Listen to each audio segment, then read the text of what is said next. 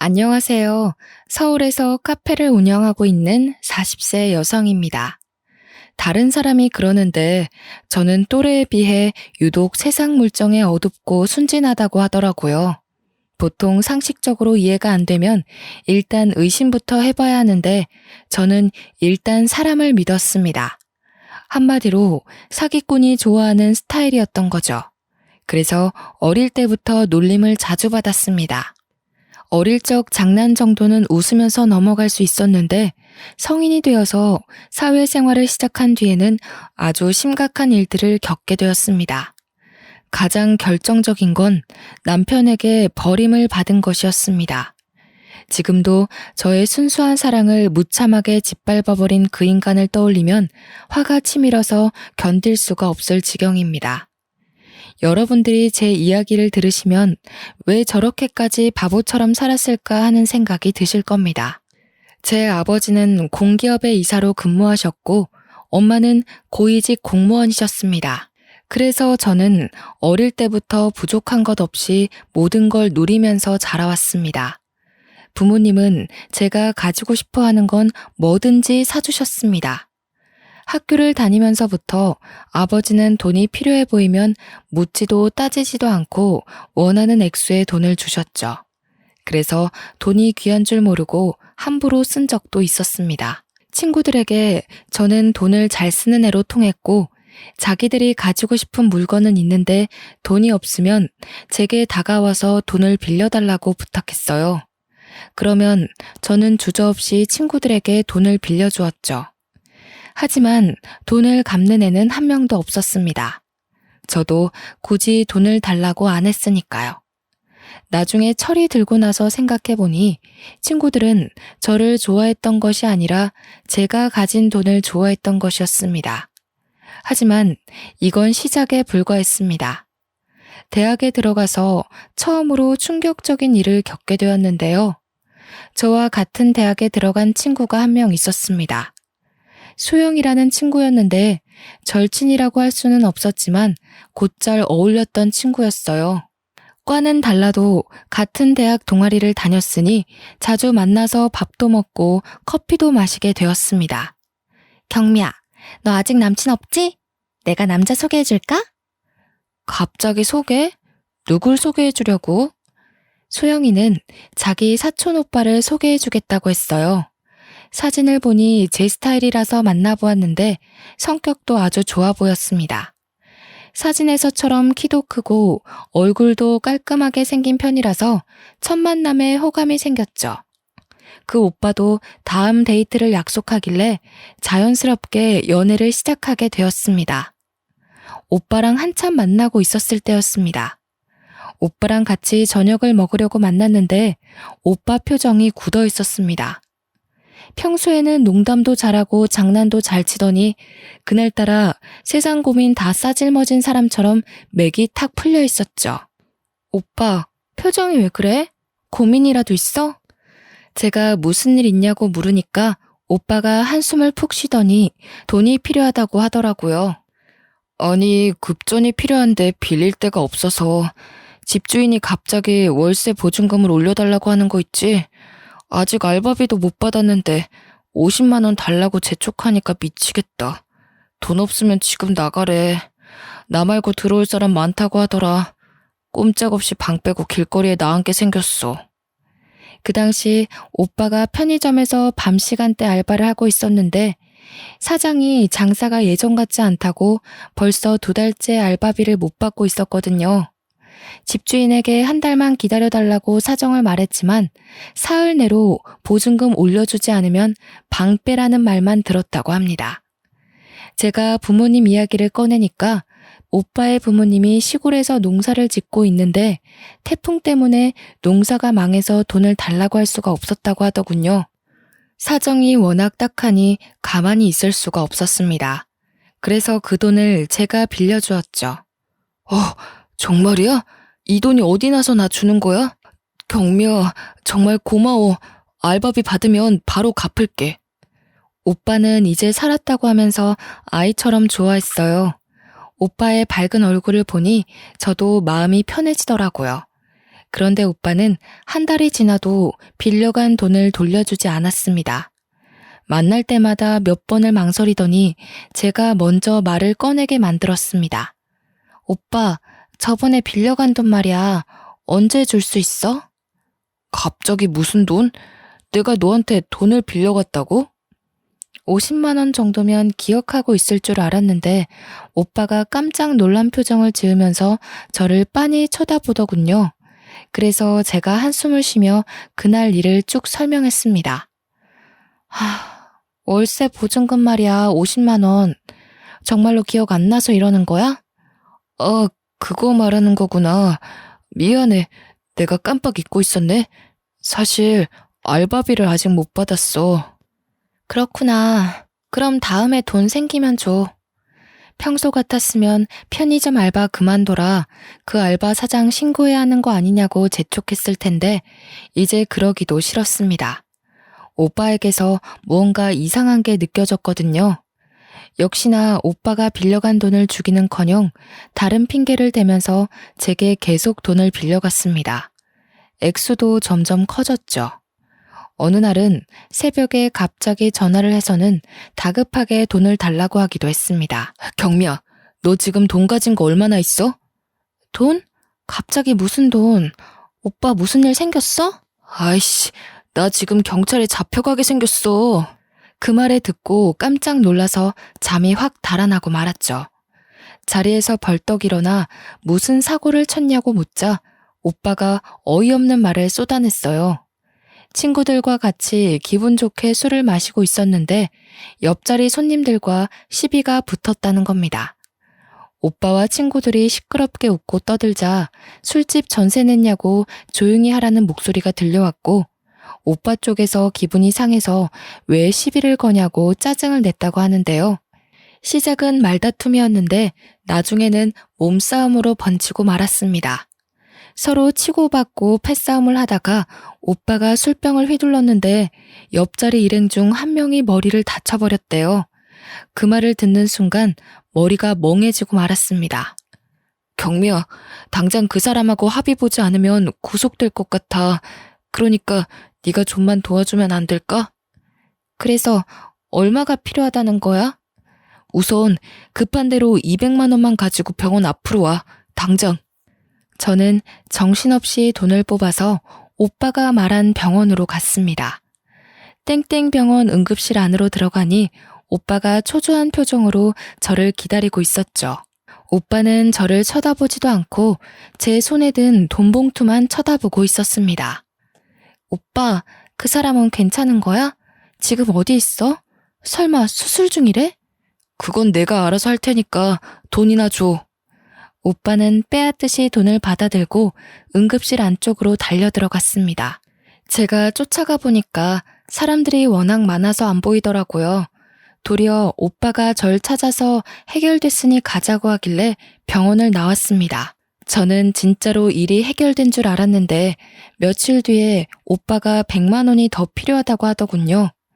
제가 무슨 일이냐고 캐물으니 그 사람 수술이 잘못돼서 두 번째 수술을 들어가야 한다는 것이었습니다.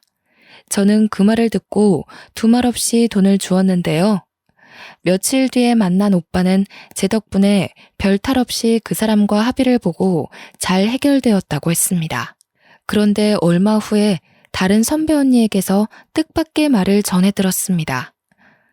경미야, 너 시간 되면 나랑 커피나 한잔 하자. 언니가 갑자기 저를 카페로 데리고 간 다음에 뜬금없이 소영이 이야기를 꺼냈습니다. 경미야, 너 소영이한테 속고 있어. 내가 속고 있다니 그게 무슨 말이야? 내가 이럴 줄 알았다. 아직도 모르고 있었구나. 네가 만나고 있는 남자, 소영이 사촌 오빠가 아니라 애인이야. 소영이가 저한테 사촌 오빠라고 해놓고 자기 애인을 소개해줬다는 것이었습니다. 언니는 소영이와 친분이 있었습니다. 언니가 같은 과 후배인 소영이를 동아리에 데려왔고 제가 그 동아리에서 소영이와 친해졌으니까요. 어쩐지 얼마 전부터 소영이가 동아리만 오면 호구 같은 스폰서를 하나 물었다고 자랑을 해댔습니다. 수영이 너 다음 주에 남친이랑 제주도 여행 간다던데 진짜야? 얼마 전까지만 해도 돈 없다고 징징댔잖아. 알바라도 새로 구했어? 알바는 무슨, 다 돈이 생겨서 가는 거지. 해외여행은 못 가도 제주도 가서 바닷가 바람은 한번 쐬고 와야지. 안 그래? 둘 다 알바도 안 하는 주제에 무슨 돈으로 제주도를 가? 부모님이 대주셔서 가는 거야?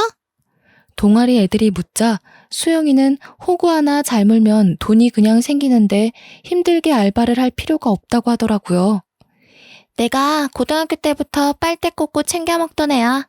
가진 건 돈밖에 없는 바보 같은 년인데 너희들은 모르고 있어도 돼. 어차피 말해도 몰라. 저는 소영이가 이런 식으로 말하길래 그게 저라는 생각도 못했습니다. 이런 식으로 소영이는 대놓고 저를 등쳐먹으려고 애인하고 작당을 했던 겁니다. 오빠는 편의점 알바 같은 건 하지도 않았고 월세 보증금이나 패싸움 이야기는 새빨간 거짓말이었던 거죠.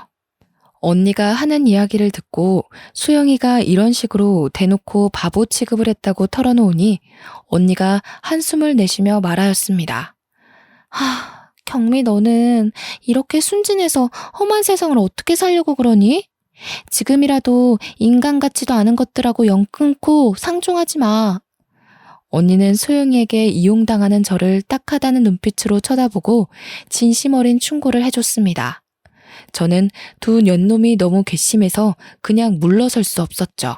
그래서 소영이를 불러서 하나하나 따져보았는데요.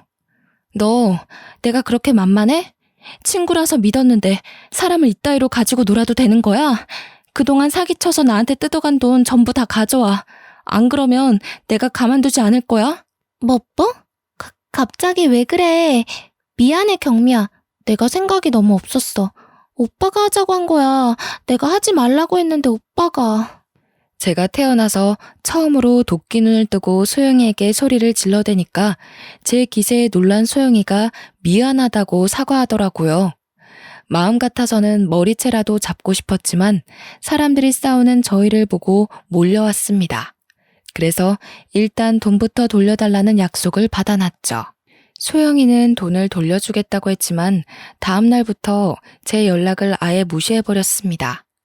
연락이 안 되는 건 오빠도 마찬가지였어요. 학교에 나오지 않아서 수소문해보니 둘 다 휴학을 해버렸다고 하네요. 할 수 있는 휴학을 다 몰았으면서 졸업할 때까지 저를 피해 다니는 바람에 결국 돈 받는 건 포기하고 말았습니다. 졸업을 하고 직장을 다닐 때도 마찬가지였어요. 재수가 없는 건지 제 팔자가 그런 것인지 제 주변에 꼬인 인간들이 하나같이 저를 속이고 돈을 뜯어갔습니다. 그런 추잡한 인간들이 싫어서 5년 동안 직장을 7군데나 옮겨 다니게 되었네요. 하지만 마지막 직장에서도 적응하지 못하고 그만두니까 엄마가 제게 이렇게 말씀하셨습니다. 경미야, 넌 내가 보니까 다른 사람들하고 어울려서 일하는 것보다 혼자 장사를 하는 게 맞는 것 같아. 엄마는 이제 취직할 생각하지 말고 카페를 하나 차려줄 테니까 혼자 조용하게 장사를 해보는 게 어떠냐고 하셨어요. 저도 5년 넘게 사람들한테 치이고 사람들을 경계하느라 조직에 적응하지 못하고 스트레스를 받으면서 살다 보니 혼자 있고 싶어지더군요. 그래서 엄마 말대로 카페를 열게 되었습니다. 프랜차이즈 카페를 개업하면 본사에서 알아서 다 해줄 거라고 생각했습니다. 장사를 너무 편하게 생각했던 거죠. 직접 프랜차이즈 카페를 해보니 본사는 돈만 챙겨갈 뿐 가맹점에게 해주는 게 거의 없었고 모든 걸 제가 알아서 운영해야 했습니다. 세상에서 가장 편하게 돈을 버는 사람이 카페 사장이라고 생각했는데 직접 장사해보니 세상에서 가장 열심히 사는 사람들이 카페 주인이란 생각이 드네요. 그렇다고 해서 힘들게 장사한 것도 아니었습니다.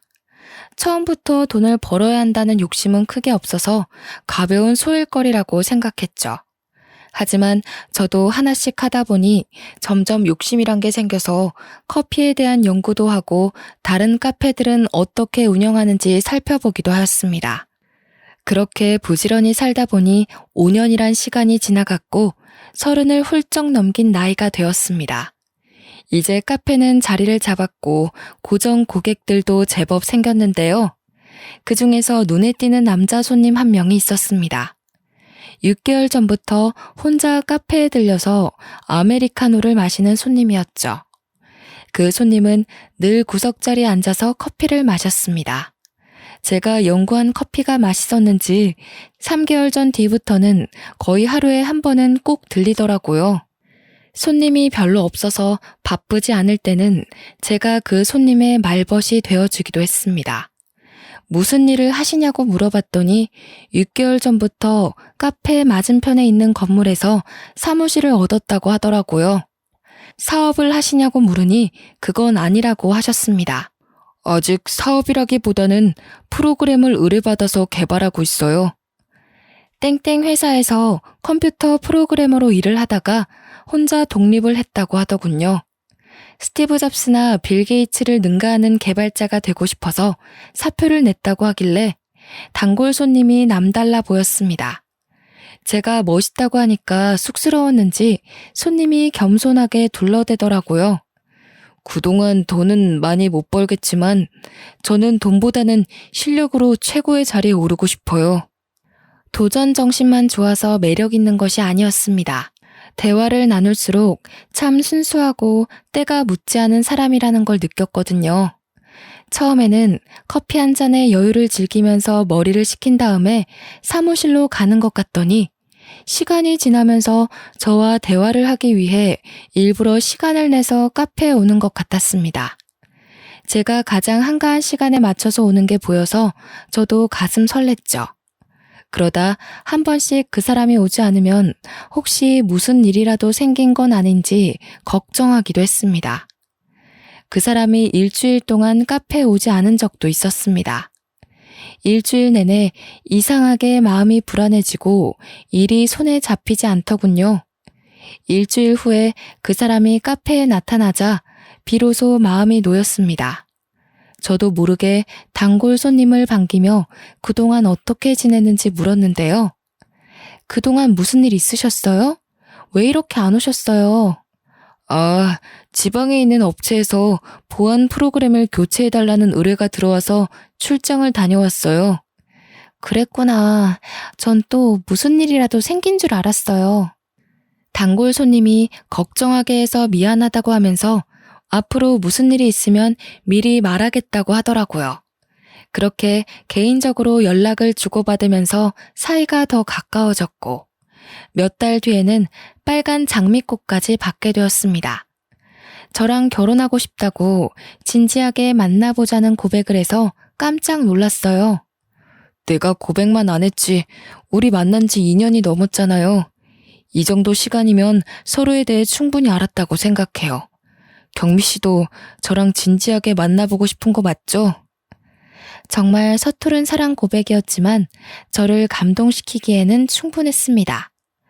저희가 만난 세월도 있으니 얼마 지나지 않아 시댁과 저희 친가를 오가며 결혼을 허락받으러 가기도 했죠. 저는 35이라는 다소 늦은 나이에 상견례 자리를 가지게 되었습니다. 신혼은 제가 살고 있는 아파트에서 시작하기로 했는데요. 2년 전에 새로 지은 아파트에 청약을 했는데 당첨이 되어서 산 아파트였습니다. 평수가 꽤나 큰 아파트여서 신혼생활을 해도 무리가 없어 보였어요. 남편은 제 아파트를 보고 저에게 너무 미안해했죠.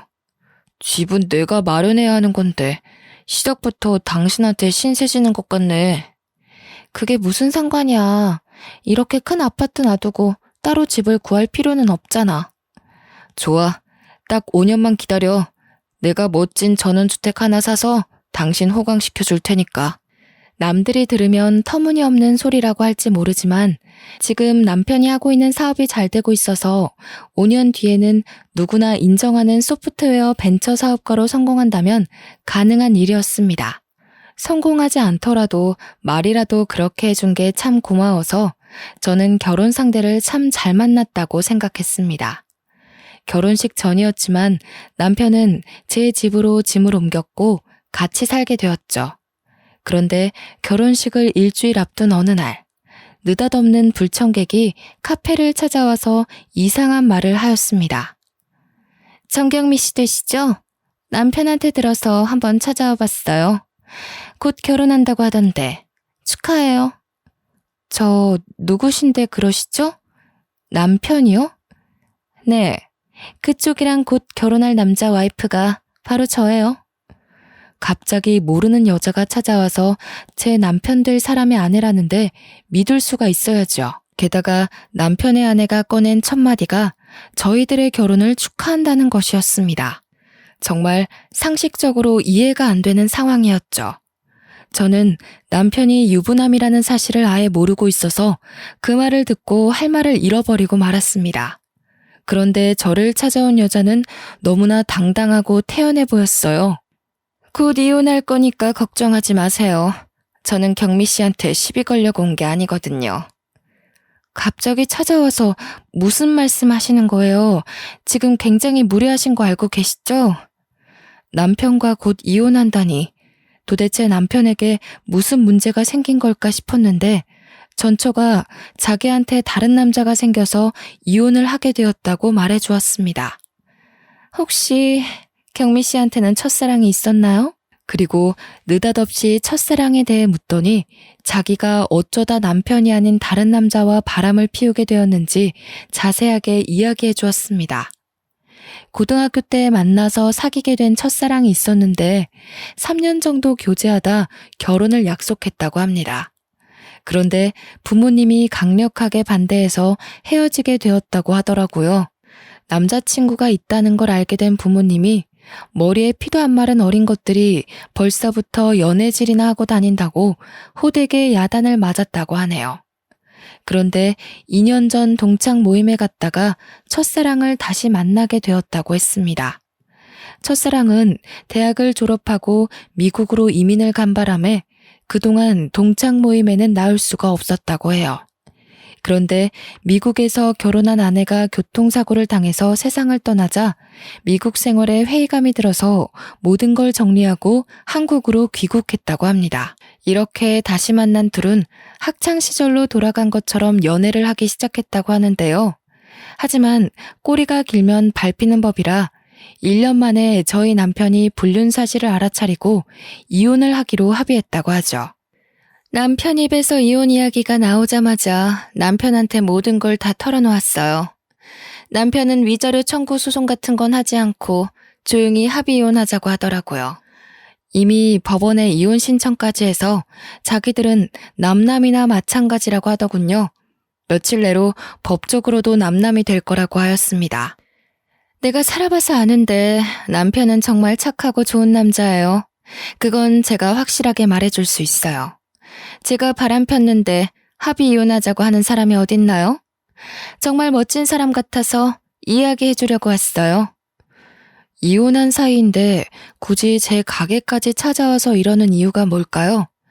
자기가 써보니 이 물건 참 괜찮으니까 너도 한번 사용해보라고 하는 말처럼 들려서 어이가 없었습니다. 그래서 짜증을 내며 전처를 쫓아내려고 했죠. 그런 거 이야기 안 해줘도 되니까 나가세요. 장사 방해되니까 나가시라고요. 화내지 말고 제 말 좀 들어보세요. 우리는 헤어지는 게 서로의 앞날을 위한 거라고 생각했어요. 최선의 선택이었던 거죠. 저는 제 전 남편이 오해 안 받고 행복하게 살길 바래서 온 거니까 너무 그렇게 보지 마세요. 경미 씨도 행복하게 잘 살길 바랄게요. 이미 헤어진 분이 와서 할 말은 아닌 것 같은데요. 저희 일은 저희가 알아서 할 테니까 참견하지 마세요. 바람 펴서 이혼당한 주제 오지랖이 넓으시네요. 그런가요? 저는 한때 사랑하던 사람이라서 그랬어요. 잘 지냈으면 좋겠어서. 우습게도 그 여자는 떠나는 순간마저 제 결혼식에 못 갈 것 같으니 이해해달라는 말까지 남기고 떠났습니다. 기분이 정말 나빴죠. 그래서 저는 바로 가게 문을 닫고 남편이 올 때까지 기다렸습니다. 그리고 퇴근하고 돌아온 남편에게 왜 결혼한 사실을 숨겼냐고 물었죠. 남편은 카페에 아내가 찾아왔다는 사실을 듣고 놀라더니 자초지종을 설명해 주었습니다. 남편의 전 와이프가 말한 거랑 똑같이 말하더군요. 전 와이프가 1년 전부터 첫사랑과 바람을 피워서 이혼한 거라고 했습니다. 나도 고민 많이 했어. 그런데 차마 내가 유부남이라는 사실을 말할 수 없겠더라고. 속이려고 했던 건 아닌데 미안해. 아무리 그래도 그렇지. 나한테 고백했을 때 다 말해줘야 하는 거 아니야? 말하고 싶었는데 당신이 떠나버릴까봐 너무 무서웠어. 이게 다 당신을 너무 좋아해서 그런 건데 한 번만 이해해주면 안 될까? 남편은 이혼 절차가 마무리된 다음에 말하려고 했는데 생각보다 과정이 복잡해져서 고백할 타이밍을 미루게 된 거라고 하더군요. 황당하긴 했지만 이제 와서 재혼이란 걸 빌미로 파혼할 생각은 없었습니다. 어차피 저희 남편은 일주일 뒤에 전처와의 모든 관계가 정리될 테니까요. 이제는 모든 걸 잊고 새롭게 시작하면 된다고 생각했습니다. 차마 친정에는 말하지 못하고 결혼식을 올리게 되었는데요. 저희 부모님을 속여서 벌을 받는 걸까요? 갑자기 남편의 사업에 문제가 생기고 말았습니다. 남편이 사기를 당해서 큰 돈을 잃고 말았죠.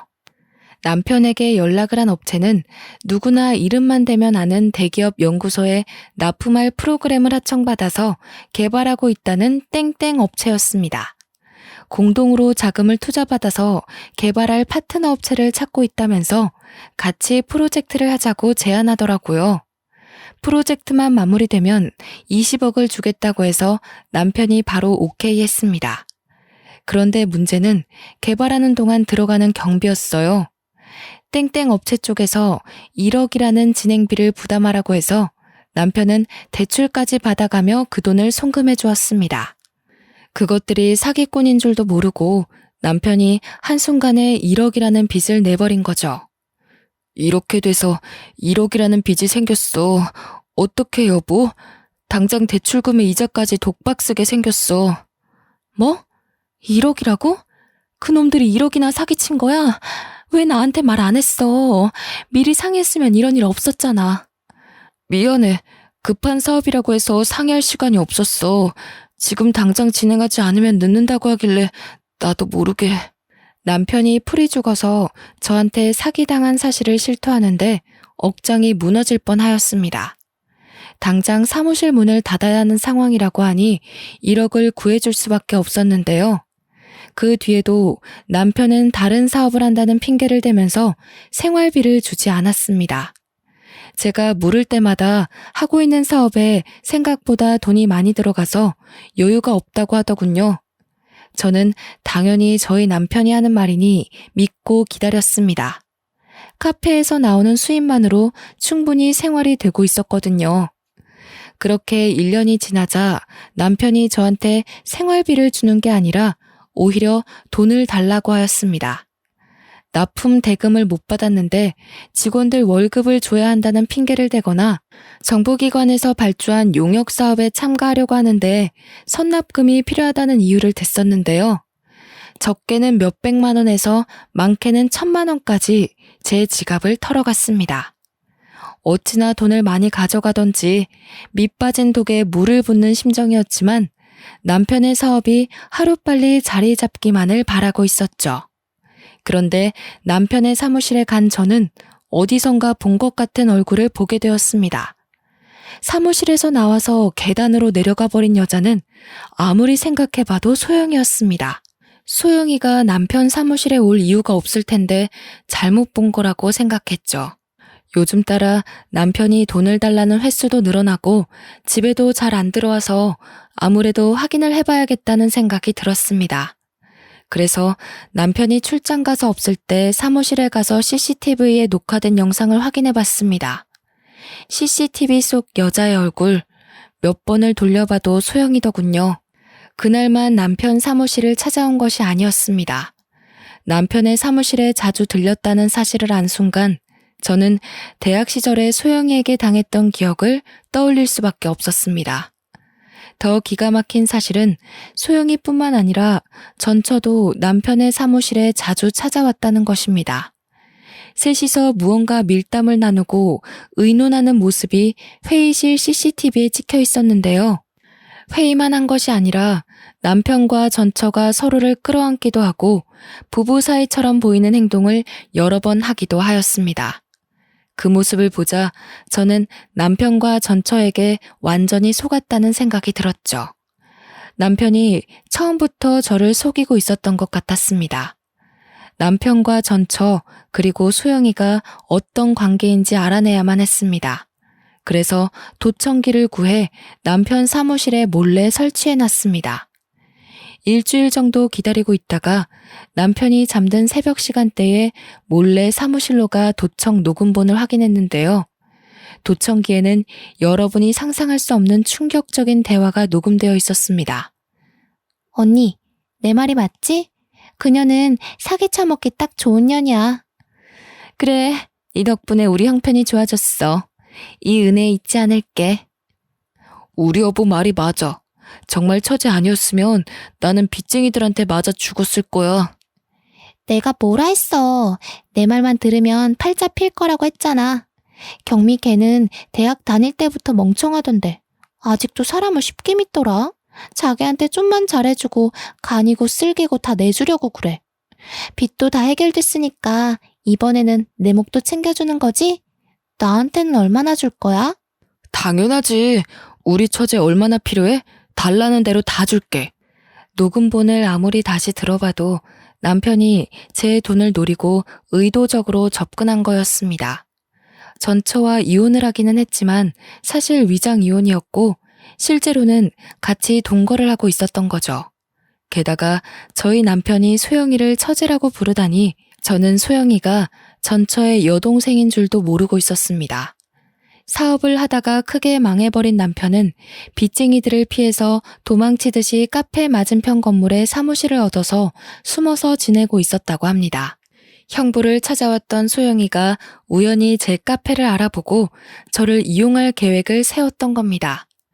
그렇게 제 돈으로 빚을 갚고 생활비로 쓰고 있었다는 사실을 알아내고 저는 기생충 같은 인간들 때문에 피눈물을 흘리고 말았습니다. 게다가 여기서 저를 더 속이고 도망갈 생각을 하고 있더군요. 그년이 아무리 눈치가 없다고 해도 여기서 시간 더 끌면 의심할 게 뻔해.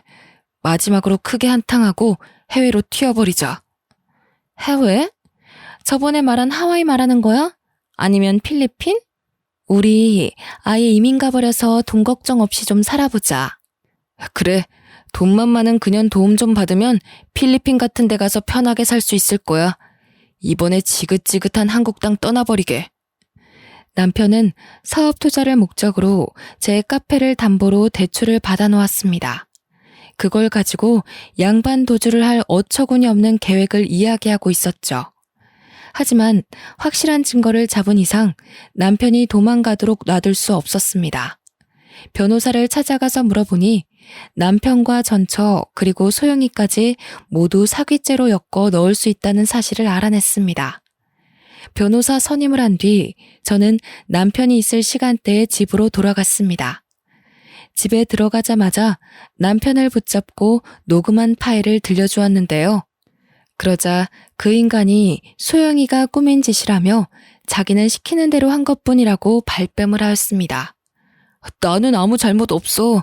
처제가 이렇게 하면 다 해결될 거라고 협박했다고. 돈 안 받아오면 이혼당하고 길바닥에 나앉을 거라고 하는데 어떡해. 나도 방법이 없었어. 이제 와서 오리발 내민다고? 나는 너 때문에 2년 넘게 돈까지 뺏겼어. 내 인생이 망가졌다고. 억울하고 분해서 끝장을 봐야 되겠어. 그러니까 각오 단단히 하고 있어. 여보, 이러지 말고 우리 대화로 해결하자. 우리 사랑하는 사이잖아. 그동안 만난 세월을 생각해. 내가 진짜로 당신 이용해 먹는 사람 같아? 나도 피해자라고. 나도 너무 무서웠어. 당신한테 말하고 싶었는데 당신도 협박받을까 봐. 뭐? 피해자? 내가 그 말에 속아 넘어갈 것 같아? 당장 꺼져. 내가 당신이랑 대화할 것 같아? 난 인간이랑만 대화해. 당신 같은 쓰레기랑 말 안 한다고. 왜 이래 정말. 내 말 좀 들어봐. 당신은 나한테 질렸을지 몰라도 내가 당신 사랑한다고. 난 당신 없이 못 살아. 내가 평생 당신 곁에서 속죄하면서 살게. 그러니까 한 번만 봐주라. 남편이 지푸라기라도 잡는 심정으로 제게 매달렸지만 이미 버스는 떠난 뒤였습니다. 제가 남편 뺨을 확 때려버리니까 때려도 좋으니까 제발 봐달라고 비굴하게 굴더군요. 결국 경찰을 부른다고 말하니까 남편이 꽁무니 빼고 도망가 버렸습니다. 남편에게 이혼소송과 위자료 청구를 했고 소영이와 전처를 사기죄로 고발해버렸죠. 경찰에서 소환장이 날라오자 다급해진 소영이는 저를 찾아와서 한 번만 용서해달라고 울면서 매달렸습니다. 경미야, 이 소환장 뭐야? 설마 나 사기죄로 고소한 거니? 도대체 왜 그래? 우린 친구잖아. 내가 잘못했어. 사정이 너무 급하다 보니 그런 짓을 하고 말았어. 예정을 생각해서라도 한 번만 살려주라.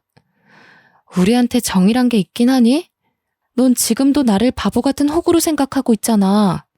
내가 용서해주면 나중에 또 이용해 먹으려고? 너 용서해줄 생각 없으니까 당장 돌아가. 경미야, 미안해. 내가 무릎 꿇을게. 이렇게 꿇고 빌 테니까 제발 봐주라. 내가 한 번도 이런 적 없잖아. 이번엔 진짜 뉘우치고 있다니까. 연기하는 거 아니야. 다 울고 있는 거 보여? 이번만 봐주면 네 눈에 띄는 일 없도록 할게. 내가 믿을 것 같아? 너 딱 봐도 가짜로 울고 있는 거잖아. 눈물로 다 해결되는 거면 법은 왜 있는 거겠니? 경찰은 왜 있겠어? 눈물 아까우니까 뚝 그쳐. 감방에서나 흘려야 하니까 내 앞에서 울지 말라고. 제가 울면서 제 바지가랑이를 붙잡는 소영이를 밀치니까 거짓말처럼 눈물을 뚝 그치더군요. 딱 봐도 어떻게 해야 제가 봐줄지 고민하는 것 같았습니다.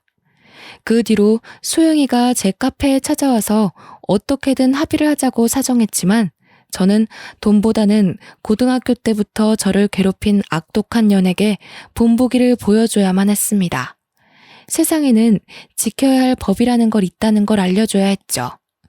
경찰 조사를 받은 날 저는 소영이와 남편 그리고 남편의 전처와는 합의할 생각이 전혀 없다고 말하였습니다. 제가 그 인간들 때문에 얼마나 많은 정신적인 고통을 겪었는지 이루 말할 수가 없었거든요. 경제적인 피해 사실까지 상세하게 말하면서 반드시 처벌해달라고 간곡하게 호소했습니다. 소영이와 전처는 구속되었지만 남편은 종범이라는 이유로 불구속 상태에서 조사를 받게 되었는데요. 하지만 남편은 제게 그나마 숨겨놓은 재산을 탈탈 털어서 위자료를 줘야 했습니다. 그야말로 알거지 꼴이 된 전 남편은 잠을 잘 방 한 칸조차 없는 산새가 되어버렸어요. 모두 자업자득이니 길거리에서 노숙을 하든 구걸을 하든 간에 자기 잘못을 뼈저리게 느껴야 한다고 생각합니다.